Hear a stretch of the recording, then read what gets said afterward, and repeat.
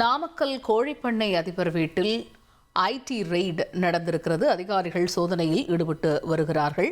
கோழிப்பண்ணை உரிமையாளர் சங்க தலைவர் சுப்பிரமணியம் என்பவரது வீட்டில் இந்த சோதனையானது நடத்தப்பட்டு வருகிறது. கூடுதல் விவரங்களை எமது செய்தியாளர் ஸ்ரீதர் விவரிக்க கேட்போம். ஸ்ரீதர், இந்த சோதனை பற்றிய கள விவரங்கள் என்ன? நாமக்கல் மோகனூர் சாலையில் உள்ள எம்ஜி நகரில் குடியிருந்து வருபவர் வாங்கிலி சுப்பிரமணியம். இவர் வாங்கிலி பீச் என்ற பெயரில் நாமக்கல் கிருஷ்ணகிரி பகுதியில் 30க்கும் மேற்பட்ட முட்டை கோழி பண்ணைகள், கறிக்கோழி பண்ணைகளை நிறுவி தொழில் செய்து வருகிறார்.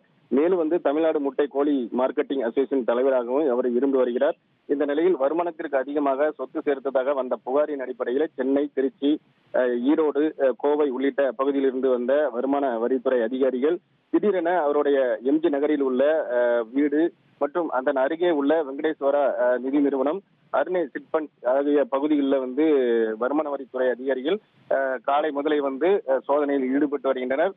மேலும் திருச்சி சாலையில் உள்ள வாங்கிலி பீச் அந்த இடத்திலும் சோதனையானது நடைபெற்று வருகிறது. குறிப்பாக இவர் வருமானத்திற்கு அதிகமான சொத்தை சேர்த்ததாக வந்த புகாரின் அடிப்படையில் தான் இந்த வருமான வரித்துறையினர் அங்க சென்று அந்த முக்கிய ஆவணங்களை கைப்பற்றி தொடர்ந்து சோதனையில் ஈடுபட்டு வருகின்றனர்.